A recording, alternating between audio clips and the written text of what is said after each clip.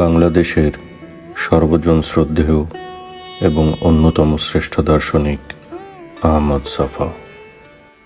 নানা সময়ে তার রচিত প্রবন্ধসমূহ প্রকাশিত হয়েছে দেশের গুরুত্বপূর্ণ সাপ্তাহিক ও দৈনিক পত্রিকায়।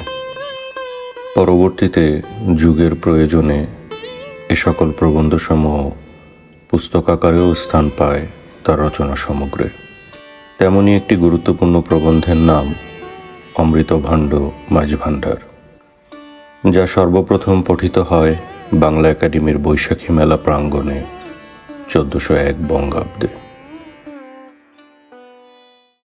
অমৃতভাণ্ড মাঝভাণ্ডার, লেখক আহমদ ছফা। মাঝভাণ্ডারের মহাপুরুষদের সাধনার প্রকৃতি এবং ধারাক্রম সম্পর্কে আলোচনা করার যোগ্যতা আমার সীমিত। এই রচনায় আমি যা বলবো সবগুলো বাইরের কথা। আধ্যাত্মিক সাধনার এই বিশেষ তরিকাটি বিকশিত হয়ে ওঠার ফলে ইসলাম ধর্মের নতুন একটি ব্যাখ্যা সুষ্ঠু রূপ ধারণ করেছে। মাঝভাণ্ডার ছাড়াও আরও অনেক সাধু পুরুষ ইসলামের সেবায় তাদের মন প্রাণ উৎসর্গ করেছিলেন। প্রকৃত প্রস্তাবে আমাদের এই বাংলা মুলুকে ইসলামের প্রচার প্রসারে রাজানুগ্রহের চেয়ে আউলিয়া দরবেশদের প্রচারের ভূমিকা যে অনেক বেশি, সে কথা বলার অপেক্ষা রাখে না। এই অঞ্চলে ইতিহাসের নানা পর্যায়ে যে সকল ইসলাম প্রচারক ইসলাম প্রচারের কাজে আত্মনিয়োগ করেছিলেন, তাদের সকলের কর্মপদ্ধতি একরকম নয়। কেউ কেউ জেহাদের মাধ্যমে ইসলাম প্রচার করেছেন, কেউ মানবিক সাম্যের পতাকা ঊর্ধ্বে তুলে ধরে বর্ণবাদী হিন্দু সমাজের নিষ্পেষিত অংশের মধ্যে মানবিক মর্যাদাবোধ প্রতিষ্ঠার বিষয়টিকে অগ্রাধিকার দিয়েছেন। কোনো কোনো সাধক জাতি ধর্ম বর্ণ নির্বিশেষে সকলের প্রতি মানব প্রেম বিতরণ করার মধ্য দিয়ে ইসলামের সেবা করার প্রয়াস পেয়েছেন।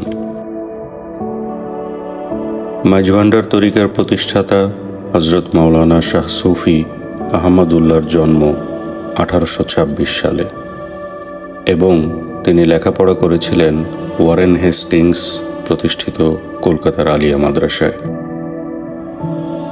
গভীর সাধনায় নিমগ্ন হওয়ার আগ পর্যন্ত তিনি যশোরে কাজের চাকরি করেছেন। তার জন্ম ও মৃত্যুর মধ্যবর্তীকালীন সময়টির কথা বিবেচনায় আনলে একথা মেনে নিতে হবে, তিনি অপেক্ষাকৃত আধুনিক কালের মানুষ।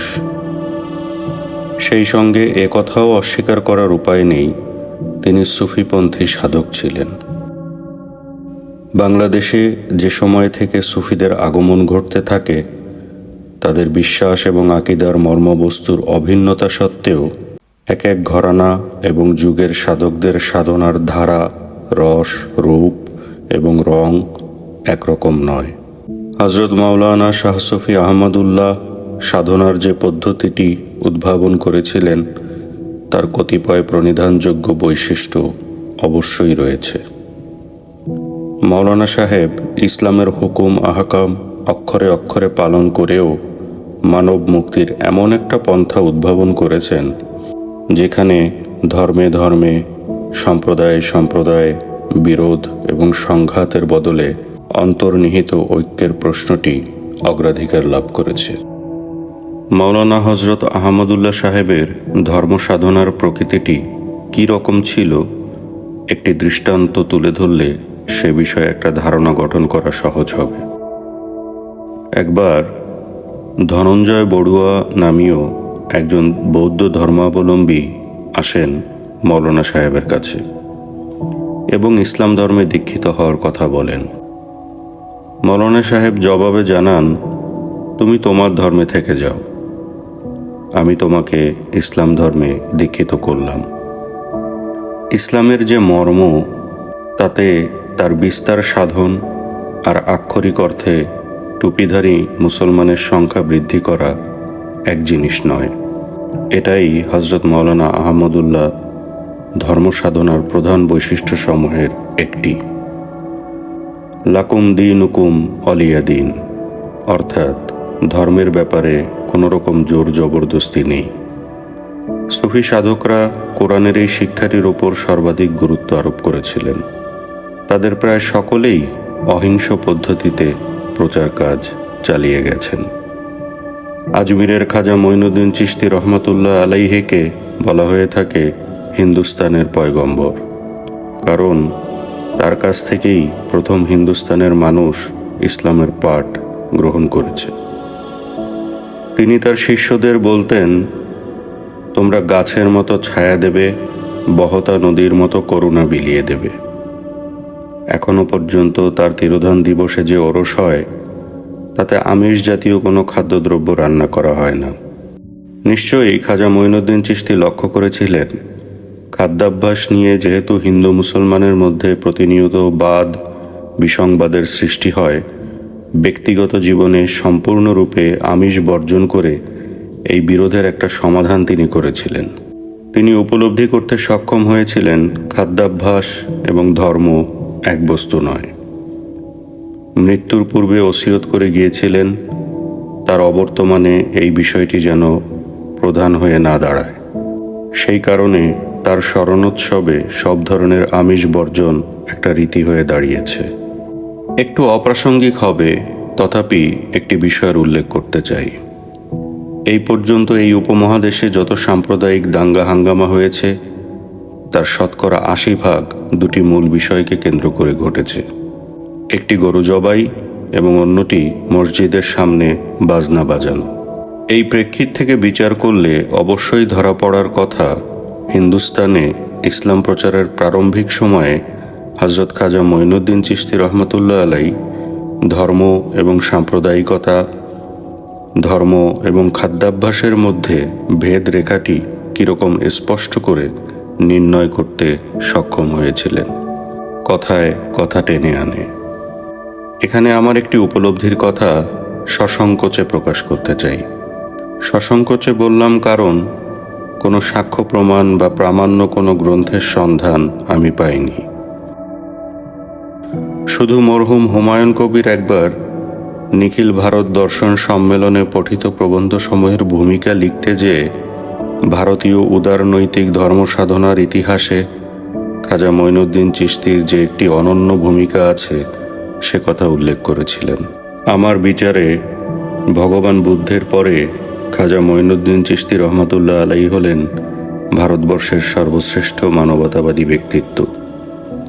তার চিন্তা এবং কর্মের সুদূর প্রসারী প্রভাব ভারতীয় ধর্মসমূহের উপর এতদূর ক্রিয়াশীল হয়েছে যে কবির, নানক, দাদু, তুকারাম, সাইদাস, রামদাস থেকে শুরু করে শ্রী চৈতন্য পর্যন্ত তাবৎ সাধকদের মধ্যে খাজা মঈনুদ্দিনের সাধনার সম্প্রসারিত রূপ অনায়াসে প্রত্যক্ষ করা যায়।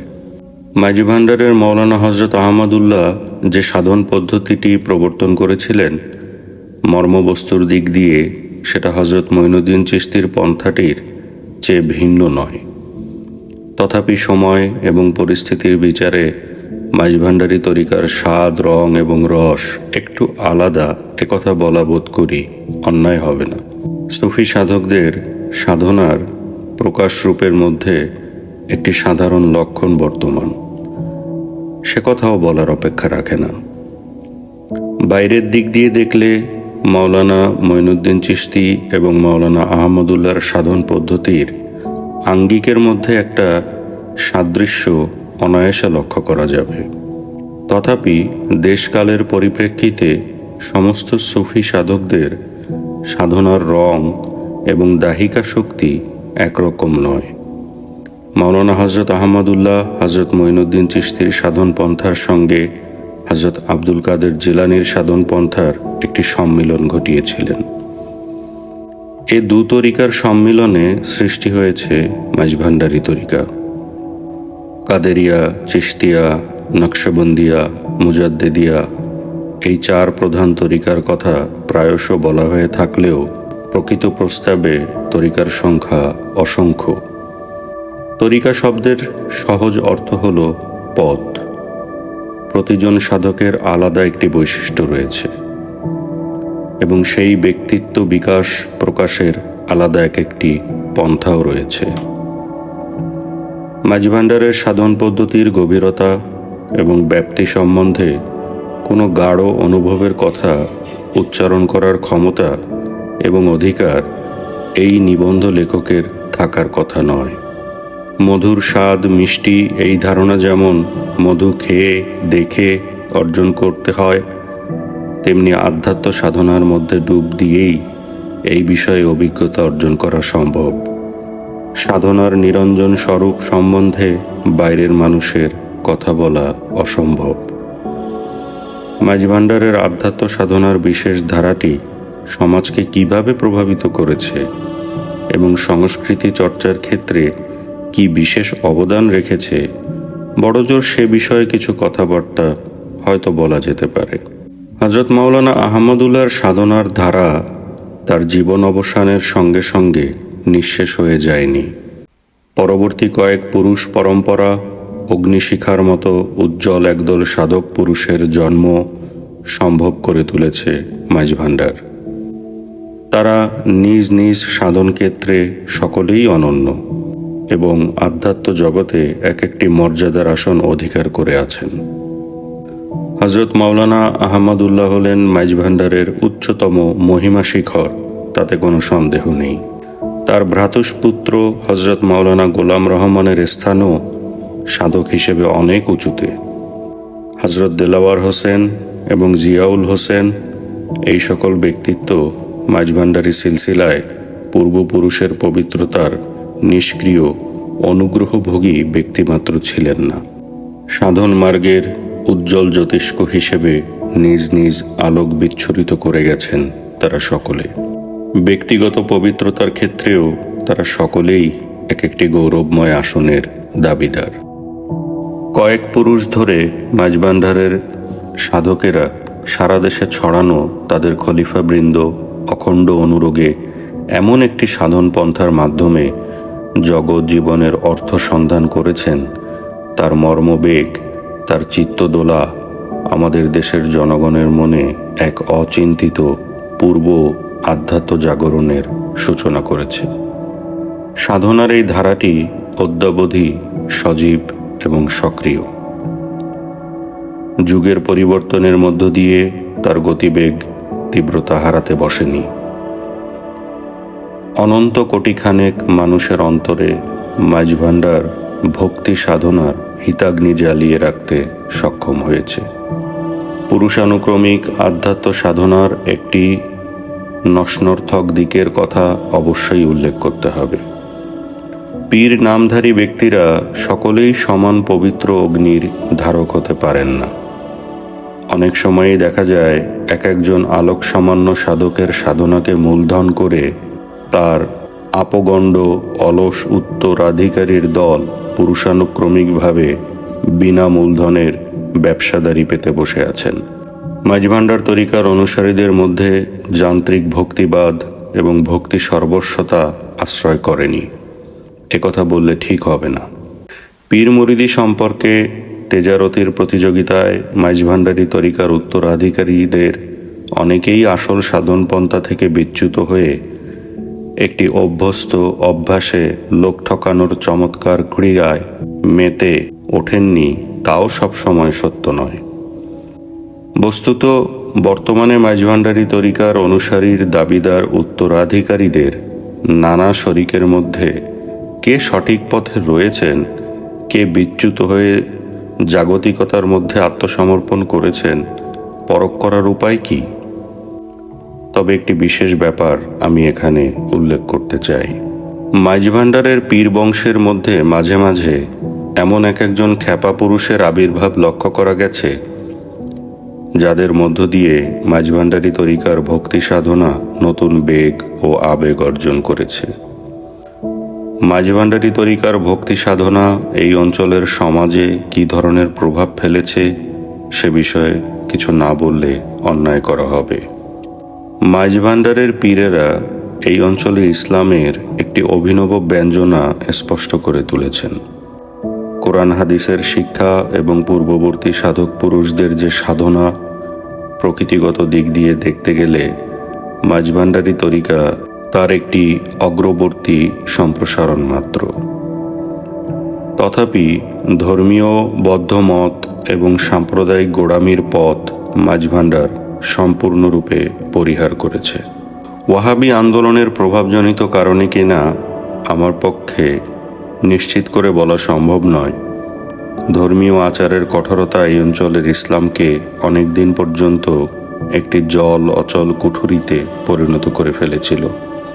তার প্রভাব মুসলিম সমাজে এমন দীর্ঘস্থায়ী হয়েছে, অদ্যাবধি তার জের সামনে ক্রিয়াশীল রয়েছে। প্রাণহীন আচার সর্বস্বতা এবং নিরেট যান্ত্রিকতার মধ্য থেকে ইসলামের প্রেম ধর্মের মর্মবাণী সংস্কৃতির পরিপ্রেক্ষিতের মধ্যে স্থাপন করাই হল মাঝভান্ডারী তরিকার সর্বপ্রধান বৈশিষ্ট্য। সংস্কৃতির সঙ্গে ধর্মের যখন বিচ্ছেদ ঘটে, ধর্ম তখন প্রাণহীন আচার সর্বস্বতা এবং নিছক যান্ত্রিকতায় পর্যবসিত হয়। স্বতঃস্ফূর্ততার দোতনা তখন ধর্ম সৃষ্টি করতে পারে না। মাঝভান্ডারী তরিকা এই অঞ্চলের জনগণের মধ্যে নতুনতর একটি স্বতঃস্ফূর্ততার দোতনা সৃষ্টি করতে পেরেছে। ধর্মের সঙ্গে যদি আনন্দ সাধনার সংযোগ না ঘটে, তাহলে ধর্ম বিধিনিষেধের ছক্কাটা মৌমাছি তন্ত্রের রূপ নেয়। মাঝভান্ডার ধর্মের সঙ্গে আনন্দ ও রস চর্চার সংযোগ ঘটিয়ে ধর্মের একটি ইতিবাচক অর্থ সর্বসাধারণের মধ্যে মূর্ত করে চলেছে। সংস্কৃতির পরিপ্রেক্ষিতের মধ্যে স্থাপন করা সম্ভব হয়েছিল বলেই ইসলাম একটি নতুন জীবনাবেগ নিয়ে জীবনের নতুন মহিমা ঊর্ধ্বে তুলে ধরেছে। তা সম্প্রদায়ের অস্তিত্ব অস্বীকার করে না, কিন্তু সম্প্রদায়কে কখনো প্রধান করে তোলে না। রামকৃষ্ণ যেমন বলেছিলেন, যত মত তত পথ, ধর্মগুলোর অন্তর্নিহিত যে প্রেরণা, তার মধ্যে একটা মর্মগত ঐক্য অবশ্যই বিদ্যমান। এটা মুখে বলা সহজ বটে, কিন্তু আধ্যাত্মিক সাধনার মধ্যে দিয়ে এই সত্য আবিষ্কার করা বিজ্ঞানের ক্ষেত্রে আইনস্টাইনের আপেক্ষিক তত্ত্ব আবিষ্কারের মতোই দুরূহ এবং কঠিন। মাঝভান্ডারের সাধকেরা এই কঠিনের সাধনা করেছিলেন এবং সাধনায় সিদ্ধিও লাভ করেছিলেন। কে কিভাবে নেবেন জানি নে, আমি মাঝভান্ডারের সঙ্গে নবদ্বীপের তুলনা করতে চাই। নবদ্বীপ বৈষ্ণবদের ভক্তি সাধনার ক্ষেত্রে হিন্দু সমাজে যে একটি নতুন আধ্যাত্মিক চেতনা সঞ্চার করতে সক্ষম হয়েছিল, বাংলার সাংস্কৃতিক বিকাশে তার প্রভাব অত্যন্ত সুদূর প্রসারী হয়েছিল। বৈষ্ণব সাধকদের লিখিত গীতি কবিতাগুলো বাংলার কাব্যলোকের এমন এক অক্ষয় সম্পদ, পৃথিবীর সাহিত্যের ইতিহাস পর্যালোচনা করলে তার তুলনা মেলা ভার হবে। এই গীতি কবিতাগুলো কালের কণ্ঠে ইন্দ্রমণির হারের মতো দুলছে। বলা হয়ে থাকে, প্রেমাবতার শ্রী চৈতন্যদেব স্বয়ং একটি বাক্যও না লিখে একটি বিরাট সাংস্কৃতিক বিপ্লব ঘটাতে সক্ষম হয়েছিলেন। তুলনা জিনিসটি সবসময় ভালো নয়। তুলনার মাধ্যমে একটা সাদৃশ্যবোধ জন্মানো সম্ভব হলেও তাতে আসল সত্য পরিস্ফুট করা হয় না। প্রতি প্রজন্মের বংশধরের যেমন একটি নিজস্ব জীবন রয়েছে, তেমনি প্রতিটি আন্দোলন এবং জাগরণের একটি নিজস্ব প্রাণ প্রবাহ এবং অভিব্যক্তি রয়েছে। তথাপি আমি মাঝভান্ডারের সঙ্গে নবদ্বীপের তুলনা করেছি, যাতে চট করে একটা ধারণা গঠন করা সম্ভব হয়। মাঝভান্ডারের পীরেরা কেউ সরাসরি সাহিত্য চর্চা বা সঙ্গীত সাধনা করেননি, কিন্তু তাদের সাধনাকে উপলক্ষ করে সঙ্গীতের এমন এক বিপুল ভাণ্ডার রচিত হয়েছে, তার সঠিক সংখ্যা কত হবে অদ্যাবধি নিরূপণ করা সম্ভব হয়নি। মাঝভান্ডারকে উপলক্ষ করে উর্দু, ফার্সি ভাষায় গজল ও কাওয়ালি গান যেমন অজস্র লেখা হয়েছে, তেমনি সরল গ্রাম্য মানুষের বোধ এবং অনুভবগম্য বাংলা ভাষায়, এমনকি চট্টগ্রামের আঞ্চলিক ভাষাতেও হাজার হাজার গান লেখা হয়েছে।